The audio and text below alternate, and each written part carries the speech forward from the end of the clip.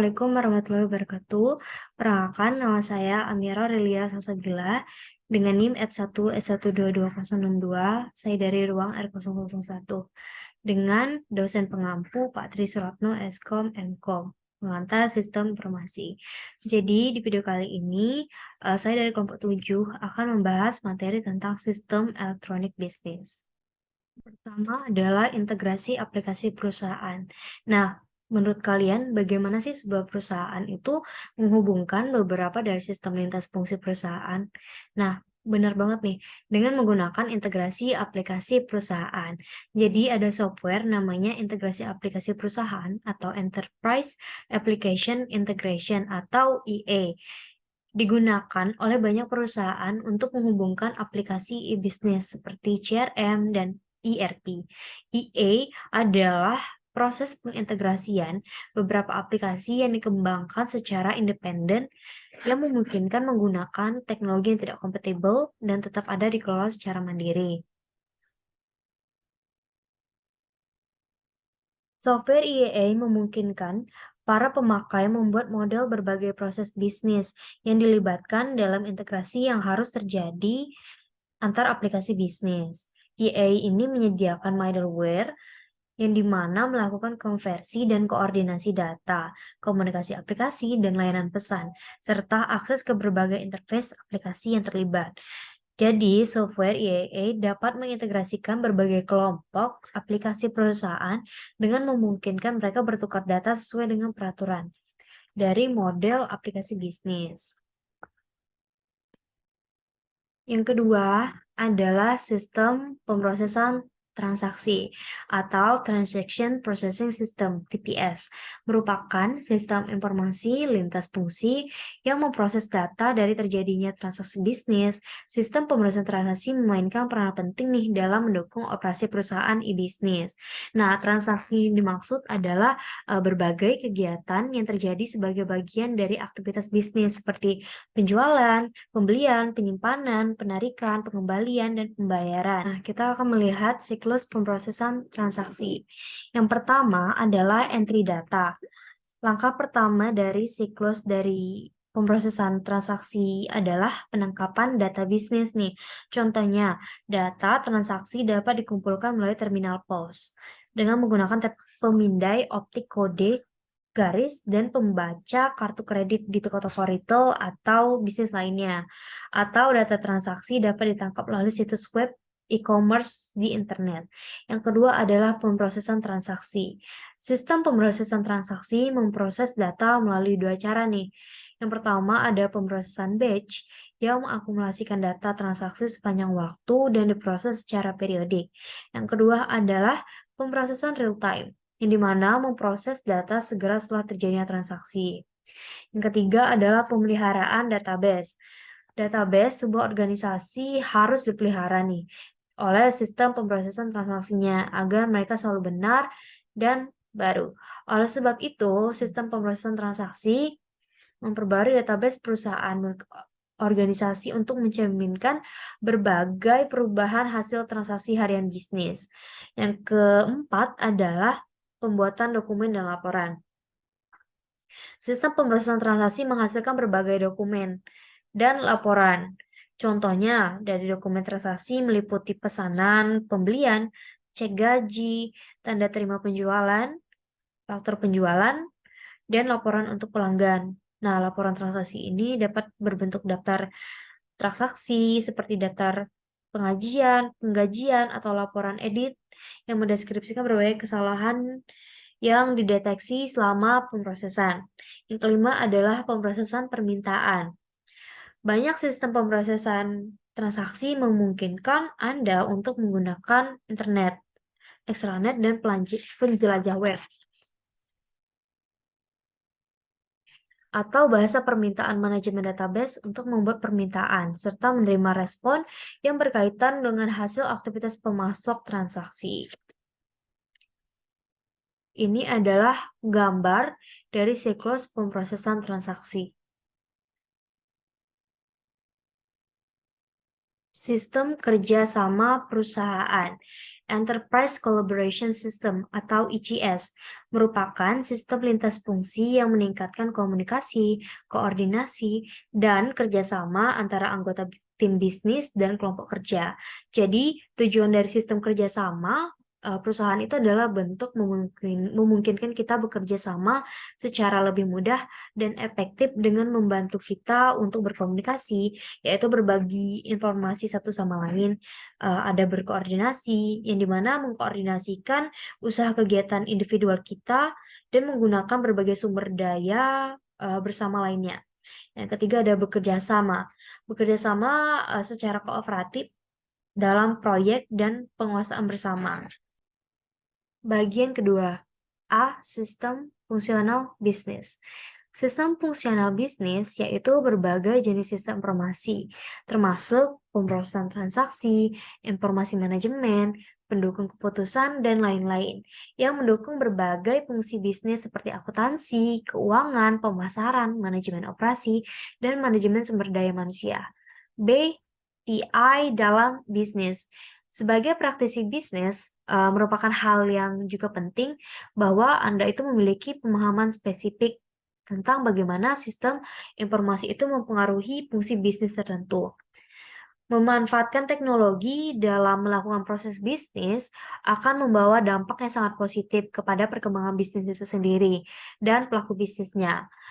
Jadi pelaku usaha itu akan memperoleh beberapa kemudahan nih dalam mengolah bisnisnya, sehingga efisiensi bisnis itu meningkat dan bisnis bisa berkembang secara pesat. Oke, sistem pemasaran. Fungsi bisnis dari pemasaran berhubungan dengan perencanaan, promosi, dan penjualan produk-produk yang ada dalam pasar yang ada, serta pengembangan berbagai produk baru dan pasar baru untuk dapat dengan lebih baik menarik serta melayani pelanggan lama atau calon pelanggan. Sistem informasi pemasaran memberikan teknologi informasi yang mendukung berbagai komponen utama dari fungsi pemasaran. Jadi ada 3 aplikasi pemasaran. Yang pertama adalah pemasaran interaktif. Pemasaran interaktif ditemukan untuk mendeskripsikan proses pemasaran yang berfokus pada pelanggan yang berdasarkan pada pengguna internet untuk membuat transaksi dua arah antara perusahaan dengan para pelanggan atau calon pelanggannya. Yang kedua adalah pemasaran yang bersasaran atau target marketing. Telah menjadi alat yang penting dalam mengembangkan strategi iklan dan promosi untuk memperkuat usaha e-commerce perusahaan serta lokasi bisnis tradisional perusahaan. Yang ketiga adalah otomatisasi tenaga penjualan. Jadi semakin banyak komputer dan internet yang memberikan sarana menjadi otomatisasi tenaga penjualan. Jadi di dalam banyak perusahaan, tenaga penjualan itu dilengkapi dengan komputer, notebook, penjelajah web, dan software manajemen kontak penjualan yang menghubungkan mereka dengan situs web. Pemasaran di internet. Hal ini tidak hanya akan meningkatkan produktivitas personal tenaga penjualan, tetapi secara dramatis mempercepat penangkapan dan analisis data penjualan dari lapangan ke para manajer pemasaran di kantor pusat perusahaan. Studi kasus 1. Salesforce.com dan perusahaan lainnya berbagai tantangan dalam sistem manajemen hubungan pelanggan CRM. Sistem manajemen hubungan pelanggan, Customer Relationship Management, CRM, itu dirintis dan masih didominasi oleh Siebel System. Jadi pada tahun 2002, Siebel itu memiliki penjualan senilai 1,6 miliar US dollar, turun dari 2 miliar US dollar pada tahun 2001.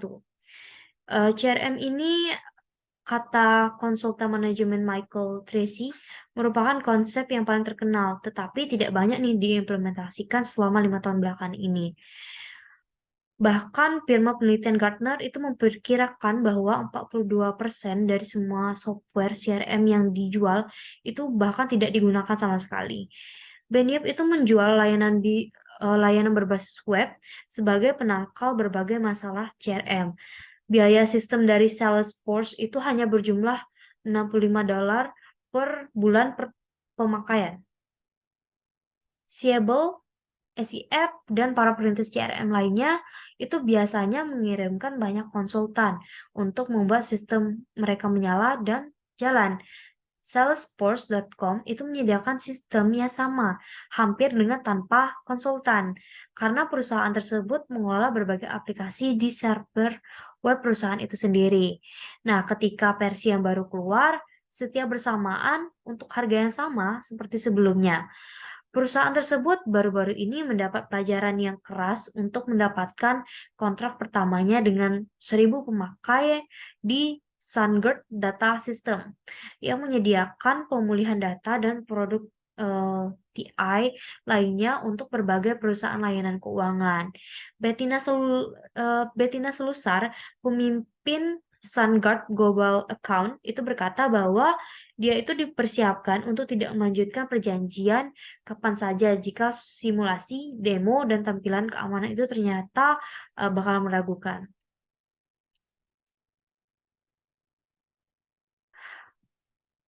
Analisis bad events field itu mengkarakteristikan Salesforce sebagai sistem yang sederhana, yang dimana merupakan pilihan berbiaya rendah yang bagus. Tetapi dia juga berkata bahwa jarak antara sistem tersebut dengan paket software CRM terkenal itu adalah perbedaan antara rumah, misal dengan rumah yang dibangun khusus. Dia juga menangani kritik satu untuk semua atas software Salesforce. Versi S3 yang baru ini diluncurkan memberi para pemakai lebih banyak fleksibilitas untuk membentuk software tersebut sesuai kebutuhan mereka.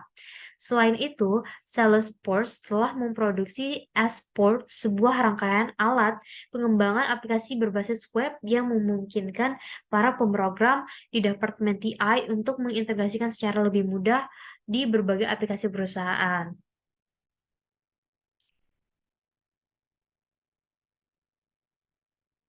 Berikut adalah pertanyaan dan jawaban untuk studi kasus 1. Nah, pertanyaan pertama, mengapa nih implementasi software tradisional CRM begitu bermasalah bagi banyak perusahaan?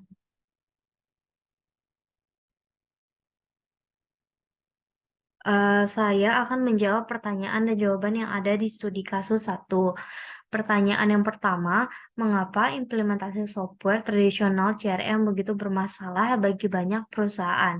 Jadi, implementasi software tradisional CRM itu begitu banyak bermasalah karena klien perusahaan atau perusahaannya sendiri itu merasa bahwa CRM itu terlalu mahal dan rumit. CRM tradisional dapat berbiaya ratusan ribu dolar untuk pemasangan dan memakan waktu yang berbulan-bulan untuk mengoperasikannya. Serta diperkirakan 42% dari semua software CRM yang dijual itu bahkan tidak pernah digunakan sama sekali. Pertanyaan yang kedua adalah manfaat dan kerugian apa saja yang terdapat pada pendekatan layanan CRM berbasis web dari Salesforce. Jadi manfaat dan pendekatan CRM berbasis web dari Salesforce itu yang pertama adalah membantu para tenaga penjual mengelola rekening, menelusuri pencapaian mereka, dan mengevaluasi berbagai kampanye pasar yang akhirnya membantu perusahaan memonitor siklus penjualan. Yang kedua, biaya lebih murah karena tidak ada biaya hardware atau tenaga kerja yang terkait.